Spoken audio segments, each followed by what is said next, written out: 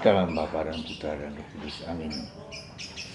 Tuhan, kami bersyukur bahwa Engkau menunjukkan kepada kami kehidupan yang akan datang, kemuliaan dan keluhuran hidup sebagai orang Kristen, orang yang percaya pada Yesus. Seperti putramu hari ini, menampakkan kemuliaan yang tak terlukiskan. Tak perlu ada sinar matahari, tak perlu ada lampu, karena sinarmu sungguh luar biasa. Dan itu kau janjikan bagi kami. Terpujilah namamu kini dan sepanjang segala masa. Amin. Para saudaraku terkasih dalam Kristus, hari ini kita dihibur, sungguh-sungguh dihibur, tapi juga dikuatkan. Karena Tuhan Yesus tampil sebagai Raja dengan wajah yang berkilau-kilauan, sebagai yang mulia, yang luhur, dengan baju yang tak terlukiskan keindahan. Suatu pengalaman ilahi yang begitu luar biasa. Dan itu disaksikan oleh ketiga muridnya, Petrus, Yakobus, dan Yohanes. Dan tampillah juga Musa dan Elia. Suatu kontinuitas dari perjanjian lama ke perjanjian baru, bahwa memang Yesus sungguh-sungguh yang dinantikan oleh bangsa Israel, tapi dinantikan juga oleh semua manusia. Dan itu harus kita pegang sungguh-sungguh hari ini, bahwa itulah yang Tuhan mau berikan kepada kita. Itulah yang kita katakan eskatologis. Eskatologis, kemuliaan, kejayaan, keluhuran yang akan diterima oleh manusia ketika orang percaya beriman pada Yesus Kristus. Saudara, dan ini penting disampaikan oleh Yesus kepada ketiga murid supaya mereka tahu sebagai pemimpin, sebagai yang menjadi saksi dari kemuliaan Tuhan.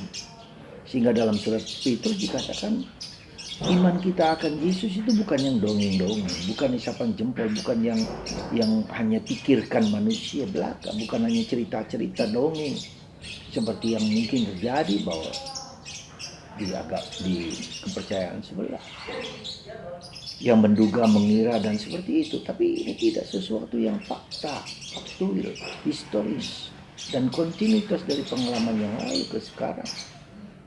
Kemuliaan Tuhan, supaya kita ketika kita sekarang dalam keadaan menderita, dalam keadaan susah, dalam perjuangan, dalam pergulatan, kita tahu bahwa perjalanan hidup kita bukanlah ecek-ecek, bukanlah pengalaman kenikmatan duniawi, tapi lebih daripada itu. Lebih daripada itu, tak terlukiskan dengan kata-kata, tak terlukiskan dengan pikiran, dan tak terlukiskan dengan apa saja yang bisa dilakukan oleh manusia. Dan itulah yang dialami oleh Petrus, Yakobus, dan Yohanes di atas Gunung Tabor. Jadi hari raya penampakan Tuhan Yesus ini menjadi suatu hiburan kekuatan. Kita tidak pernah boleh putus asa, kita tidak pernah boleh depresi atau sedih atau susah. Ya, segala sesuatu penderitaan dan kesulitan yang kita jalani demi kebaikan dan kemuliaan Tuhan, segala kebenaran yang kita jalani dan itu mendapat tantangan, mendapat godaan, mendapat kesulitan dari orang lain, bukanlah sesuatu yang harus disedihkan, tetapi menjadi indikasi, menjadi awal dari kemuliaan Tuhan.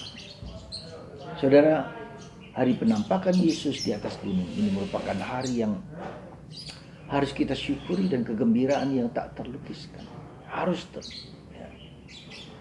Maka mari saudaraku terkasih, semoga Anda dan saya dan kita semua, ketika kita sedang mengalami kesulitan, ketika kita sedang mengalami penderitaan, ketika kita sedang mengalami susah payah dalam hidup, asal hidup kita dengan benar, dengan positif, dengan baik, dengan mulia, dan kita jalankan dengan sepenuh hati, sebesar apapun penderitaan itu, pada akhirnya Tuhan akan melimpahkan, seperti kita lihat dalam diri Ayub, seperti kita lihat juga dalam diri para rasul dan Yesus sendiri. Ya. Semoga kita yang mengalami penderitaan bahkan salib yang bertubi-tubi yang tak terkirakan ini, ya, dapat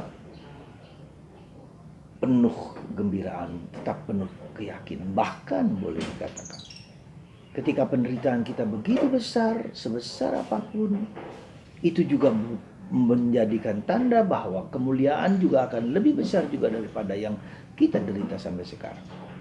Ya.